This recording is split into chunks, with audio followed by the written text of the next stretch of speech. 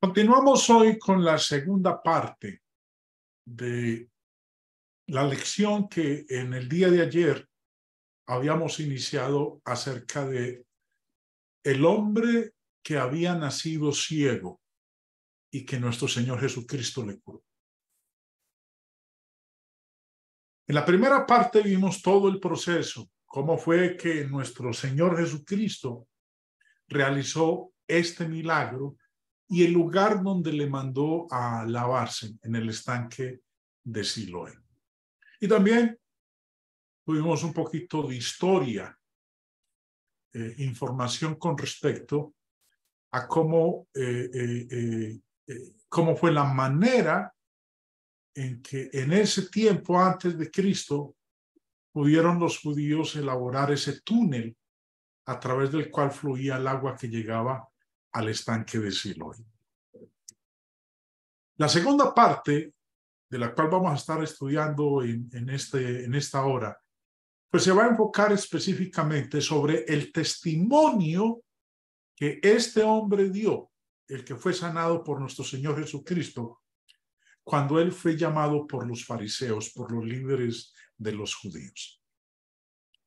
Empieza diciendo en el versículo 13, llevaron ante los fariseos al que había sido ciego. Después de que el Señor ha sido, este hombre ha sido sanado, y obviamente vamos a ver enseguida por qué fue llevado ante los fariseos. Básicamente se debe al día en el cual nuestro Señor Jesús obró ese milagro. Dice el verso 14, y era día de reposo cuando Jesús había hecho el lodo y le había abierto los ojos. Hemos visto en otras lecciones de otros milagros que el Señor Jesús realizó en el día de reposo. Y por haber realizado esas obras milagrosas en el día de reposo, nuestro Señor se había metido en muchos problemas. Le había generado altercados y dificultades con los líderes de los judíos.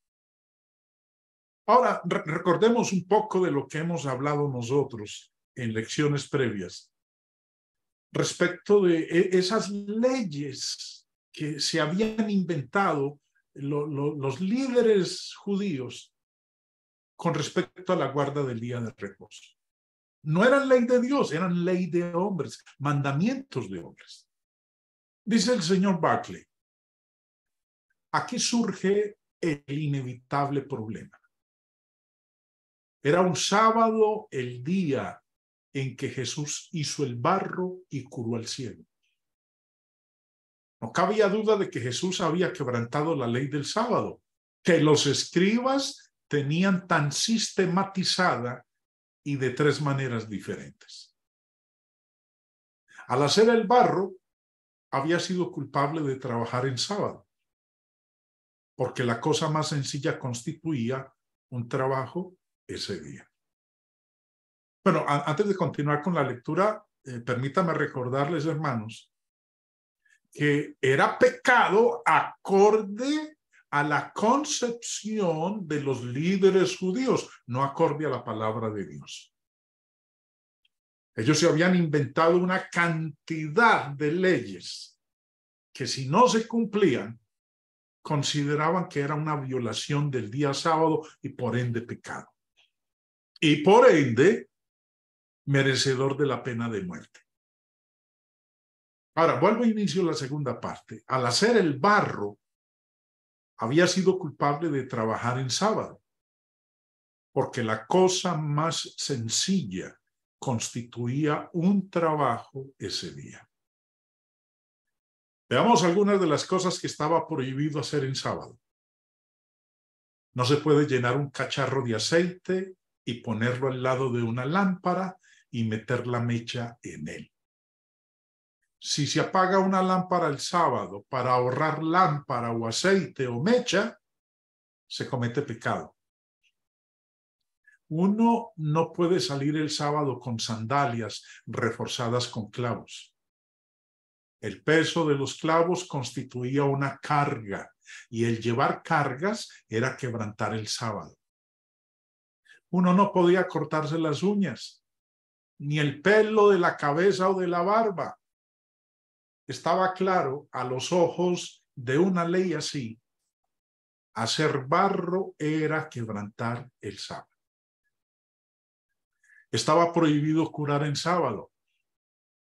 Se podía prestar atención médica solamente si la vida estaba en peligro. Pero aún entonces tenía que limitarse a mantener vivo al paciente o evitar que se empeorara, sin hacer nada para mejorarle. Por ejemplo, uno que tuviera dolor de muelas no podía sorber vinagre entre los dientes. Estaba prohibido entablillar un miembro roto. Si uno se disloca la mano o el pie, no le puede echar agua fría. No cabía duda de que el que había nacido ciego no estaba en peligro de muerte. Así es que Jesús quebrantó el sábado al curarle. Estaba establecido específicamente: en cuanto a la saliva de la mañana, no se permite ni ponerla en los párpados. Entonces, hermanos, la situación que vivían los judíos, el judío de raso, el pueblo común y corriente, estos líderes se habían inventado todas estas leyes prohibitorias con respecto al día de reposo. Por eso, como el mismo Señor Jesús les decía, ataban cargas difíciles de llevar, que ellos ni con un dedo querían moverlas.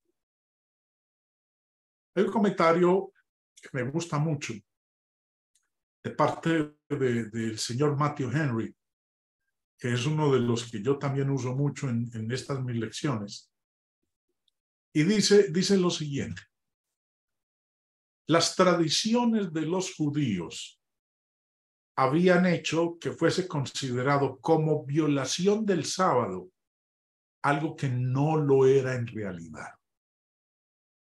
Pero habrá quien pregunte, ¿por qué se empeñaba Jesús no solo en hacer milagros en sábado, sino también en una forma con la que sabía que habían de ofender a los judíos? ¿No podía haber sanado a este hombre sin haber hecho lodo? La respuesta es que Jesús tenía la intención deliberada de mostrar que estaba dispuesto, que no estaba dispuesto a someterse a las falsas normas de escribas y fariseos. Cristo se sometió a la ley de Moisés porque era la ley de Dios, pero no quiso someterse a las falsas leyes de hombres que así usurpaban el poder de Dios. Lo hacía así para mejor exponer de palabra y de obra cuál era la ley del cuarto mandamiento del Decálogo. Entendemos entonces por qué el Señor se atrevía a hacer estos milagros en el día de reposo. Todo lo que él hacía iba en contravía, como lo comenta aquí el señor Matthew Henry, iba en contravía de las falsas leyes que ellos habían impuesto al día de reposo. El Señor dijo: yo me someto a la ley de Moisés, porque es la ley de Dios, pero no me someto a las leyes de los hombres. Por eso lo hacía el sábado. Ahora, el Señor pudo haber curado a este hombre en un día diferente. Ahora, pudo no haber hecho lodo con su saliva y curarlo. Él lo pudo haber hecho, pero era precisamente eso lo que el Señor quería atacar. Que el hombre no se sometiera a las leyes inventadas por los hombres. Ustedes recordarán que el Señor dijo en Mateo capítulo 12, este pueblo de labios me honra, pero su corazón está lejos de mí, pues en vano me honran, enseñando como doctrinas, mandamientos de hombres. Eso era esto con respecto al día de reposo, mandamientos de hombres. Bueno, continuemos. No todos los fariseos veían a Jesús de la misma manera. Algunos declararon que él era un pecador. ¿Por qué? Porque había sanado a este hombre en sábado. Y para ellos haber hecho eso era una violación del día de reposo, por lo ende era pecado. Dice el verso 15. Volvieron pues a preguntarle también los fariseos cómo había recibido la vista. Él les dijo, me puso lodo sobre los ojos y me lavé y veo. Entonces algunos de los fariseos decían, ese hombre no procede de Dios porque no guarda el día de reposo. Otros decían, ¿cómo puede un hombre pecador hacer estas señales? Y había disensión entre ellos. Después de esto, proceden entonces a preguntarle al hombre que había sido sanado, ¿qué pensaba de Jesús? Verso 17. Entonces volvieron a decirle al ciego, ¿qué dices tú del que te abrió los ojos? Y su respuesta fue, que es profeta, es un profeta.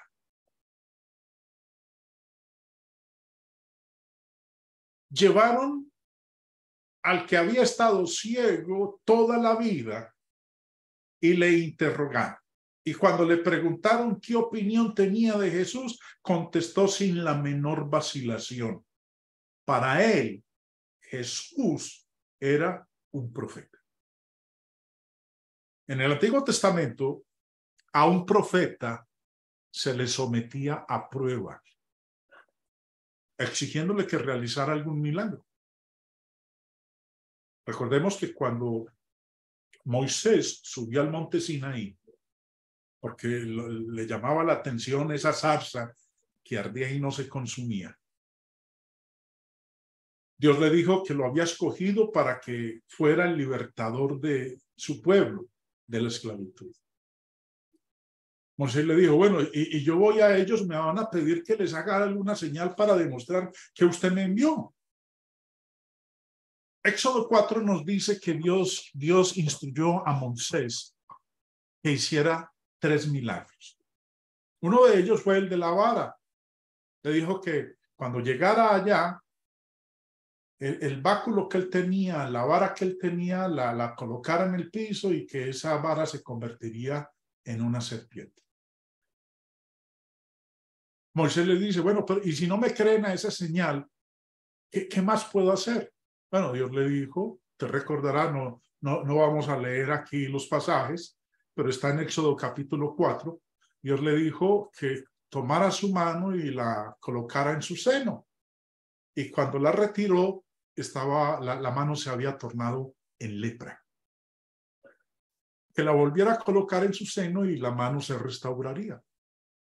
Y Dios le dice, y si no te creen a esta segunda señal, entonces la tercera señal que vas a hacer es que vas a convertir las aguas del río Nilo en sangre.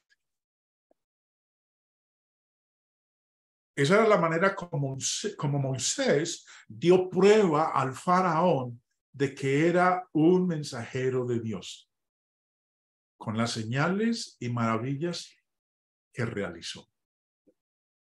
El profeta Elías demostró que era profeta del Dios verdadero, haciendo cosas que los profetas de Baal no pudieron hacer.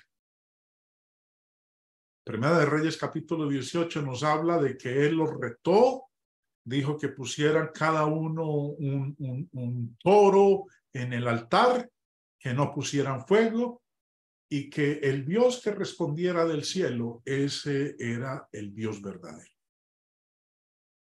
Bueno, el capítulo 18 de Primera Reyes nos dice que los profetas de Baal se la pasaron brincando y gritando y sajándose el cuerpo todo el día y no hubo respuesta. Cuando le tocó el turno a Elías, Elías dijo que le echaran agua al altar.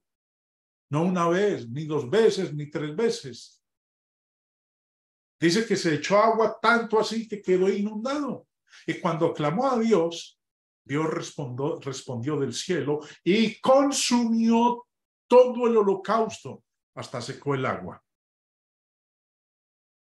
No hay duda que el pensamiento de aquel hombre, de este hombre que había sido sanado por el Señor, iba por este camino cuando dijo que no tenía la menor duda de que Jesús era un profeta. Algunos se negaron a creer que había sido sanado. Así que llamaron a sus padres. Por eso los judíos no creían que él había sido ciego y que había recibido la vista hasta que llamaron a los padres del que había recibido la vista y les preguntaron diciendo: ¿es este vuestro hijo, el que vosotros decís que nació ciego? ¿Cómo pues ve ahora? ¿Es su hijo? ¿Nació ciego? ¿Cómo hace para ver ahora? 3 preguntas les hicieron. Sus padres respondieron las 2 primeras preguntas claramente. Ellos dijeron: sí, es nuestro hijo. Sus padres respondieron, le dijeron: sabemos que este es nuestro hijo. Y sí, nació ciego. En las 2 primeras preguntas las respondieron de una manera afirmativa. Sin embargo, la tercera pregunta no la respondieron. Y no la respondieron por temor a los líderes judíos. Verso 21. Pero ¿cómo vea ahora? No lo sabemos. ¿O quién le haya abierto los ojos? Nosotros tampoco lo sabemos. ¿Qué edad tiene? Preguntadle a él. Él hablará por sí mismo. Ahora, había una razón para eso. A ellos les dio miedo, no estuvieron dispuestos a contestar la tercera pregunta. Y la razón, como ustedes ven ahí, ellos dicen: él es mayor de edad. Pregúntenle a él va a responder. Pero había una razón detrás de eso. ¿Y cuál era esa razón? Esto dijeron sus padres porque tenían miedo de los judíos. Por cuanto los judíos ya habían acordado que si alguno confesase que Jesús era el Mesías, fuera expulsado de la sinagoga. Vemos aquí por qué no respondieron la tercera pregunta. No querían que los expulsaran de la sinagoga. Mire lo que comenta aquí el señor Buckley al respecto. Está claro que no querían colaborar, pero era porque tenían miedo. Las autoridades de la sinagoga disponían de un arma terrible, que era la excomunión, ser expulsados de la sinagoga, por lo que se excluía de la sociedad del pueblo de Dios a una persona. Allá por los tiempos de Esdras leemos un decreto que se promulgó diciendo que al que no obedeciera las órdenes de las autoridades se le confiscara toda la hacienda y él mismo quedara excluido de la congregación. Jesús advirtió a sus discípulos que sus nombres serían obliterados como cosa mala. Les dijo que los expulsarían de las sinagogas. Muchos de los funcionarios de Jerusalén creían realmente en Jesús, pero a causa de los fariseos no le confesaban para no ser expulsados de la sinagoga. Esa fue la razón por la cual los papás de este hombre no respondieron la tercera pregunta, por temor a eso. Había dos clases de excomunión. Una era la proscripción, el jerem, que suponía la expulsión de la sinagoga de por vida. En tal caso, se le anatematizaba públicamente, maldiciéndole en presencia del pueblo y excluyéndole de Dios y de la sociedad. Había otra sentencia de excomunión que podía durar un mes u otro periodo establecido. Lo terrible de tal situación era que se apartaba la persona no solo de la sinagoga, sino hasta de Dios. Por eso, los padres de este hombre respondieron que su hijo ya era suficientemente mayor para dar testimonio ante la ley y cuenta de sí mismo. Los fariseos estaban tan envenenados de odio contra Jesús que estaban dispuestos a llegar a lo peor que han llegado las autoridades eclesiásticas algunas veces, es decir, a usar el procedimiento eclesiástico para hacer prevalecer sus propósitos. Por eso dijeron sus padres, ¿qué edad tiene? Preguntadle a él. Cuando los líderes judíos confrontaron al hombre que había sido sanado, lo confrontan nuevamente. Él se apegó a los hechos. No conocía a Jesús. Bueno, no lo conocía suficientemente bien como para decir si era un pecador o no. Pero sabía que había estado ciego y que ahora podía ver. Verso 24. Entonces volvieron a llamar al hombre que había sido ciego y le dijeron, da gloria a Dios. Nosotros sabemos que ese hombre es pecador. Entonces él respondió y dijo, si es pecador, no lo sé. Una cosa sé, que habiendo yo sido ciego, ahora veo. A medida que los fariseos continuaban interrogándolo, la fe de este hombre crecía. Además, su valor también aumentaba. Y le preguntan a los fariseos, le volvieron a decir, ¿qué te hizo? ¿Cómo te abrió los ojos? Entonces él les pregunta, ya os lo he dicho y no habéis querido oír. ¿Por qué lo queréis oír otra vez? ¿Queréis también vosotros haceros sus discípulos? Ellos responden, no, nosotros somos discípulos de Moisés. Y le injuriaron y dijeron, tú eres su discípulo, pero nosotros discípulos de Moisés somos. Nosotros sabemos que Dios ha hablado a Moisés, pero respecto a ese, no sabemos de dónde sea.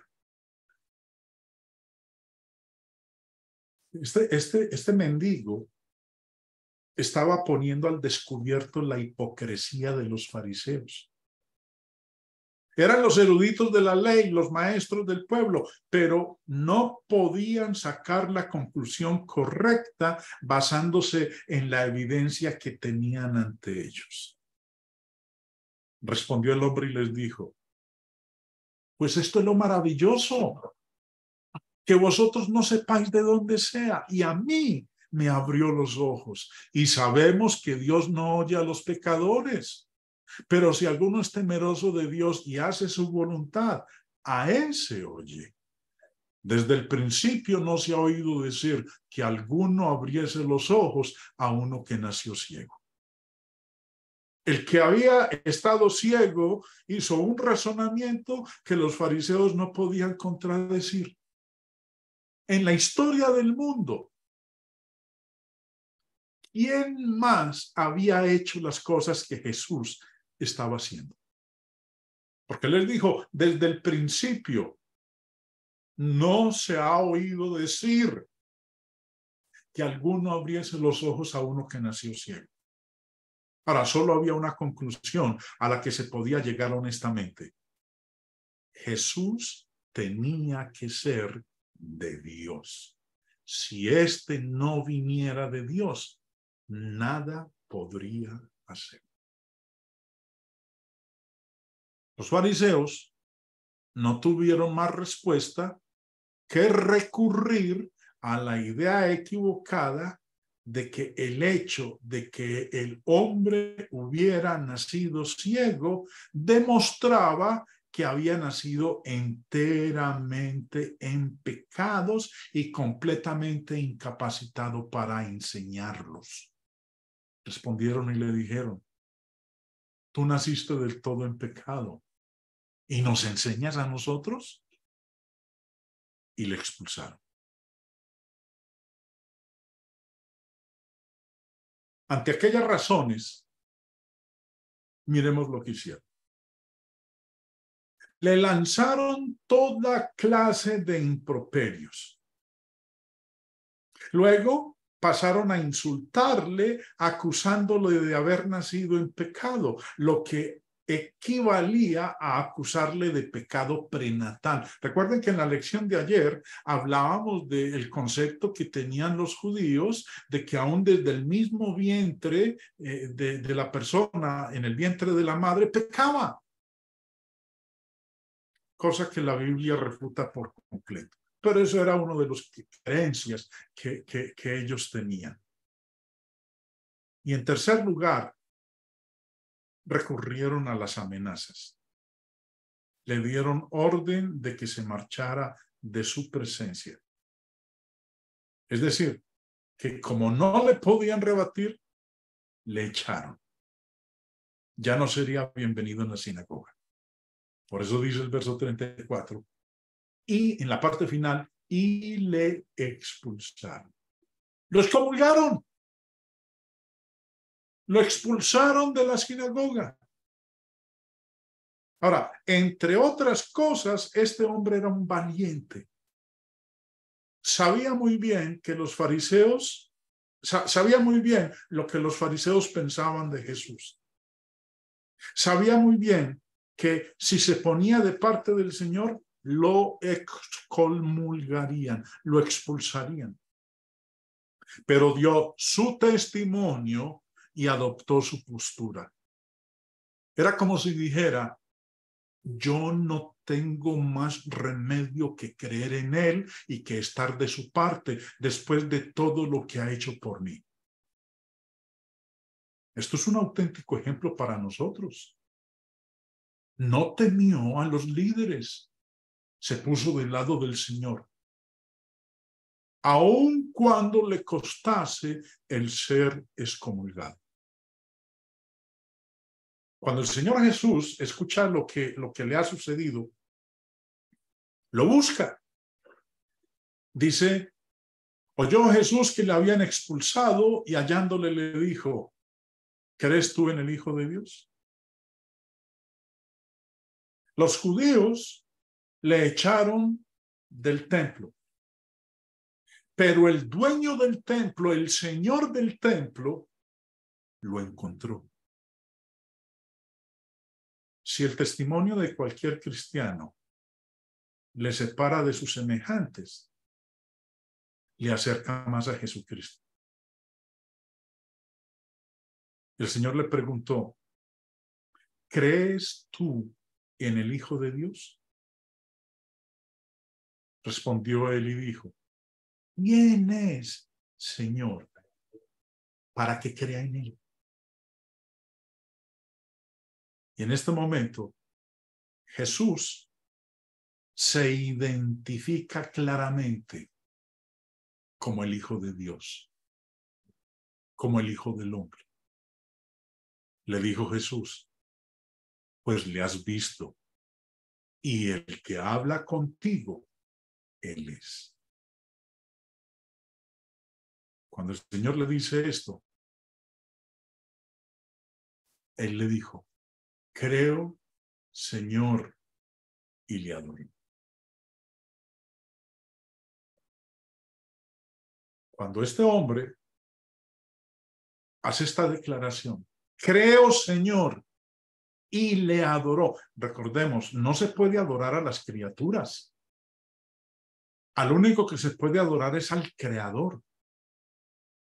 Recordemos las palabras de la palabra que dice, al Señor tu Dios adorarás y a Él solo servirás. Fue lo que el Señor le dijo al diablo cuando lo tentó, después de que había ayunado durante 40 días.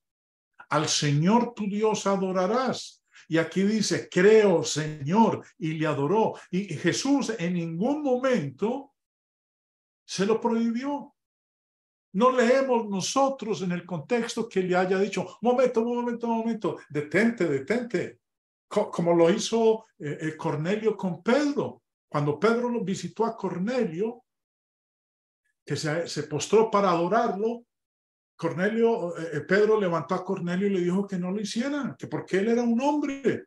O el caso de Juan adorando al ángel, que el ángel lo levantó también y le dijo, no, Señor, hay que adorar es a Dios. Y aquí en este caso, el Señor no impidió que este mendigo, este hombre que había sido sanado por él, lo adorara.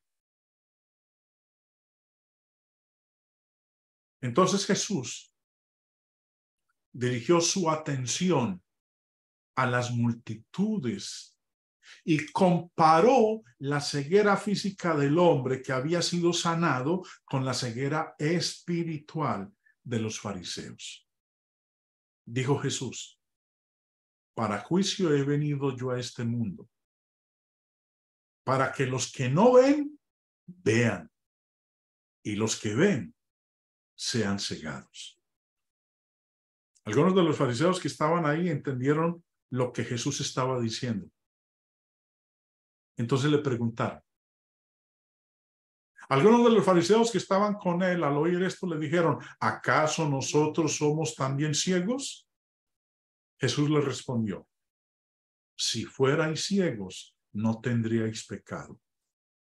Mas ahora, porque decís, vemos, nuestro pecado, vuestro pecado, permanece. Qué lección, hermanos, tan maravillosa nos deja esta porción de Juan, capítulo 9, cuando este hombre dio testimonio de lo que le había sucedido.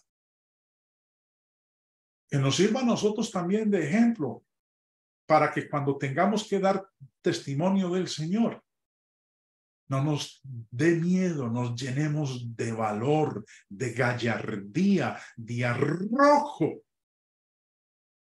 para decir que somos seguidores del unigénito Hijo de Dios, del Redentor y Salvador de nuestras almas, del que dio su vida para rescatarnos, del que nos compró con su propia sangre y que en ningún momento él se ha sentido avergonzado de haber hecho lo que hizo por usted y por mí. Los invito, hermanos, para la próxima lección. Juan capítulo 10. Vamos a estar hablando de el buen pastor. Y esa parte sí que me encanta sobremanera. Así que les hago la más cordial invitación, mis hermanos, para el próximo martes, si Dios lo permite, poder nosotros juntos estudiar esta porción.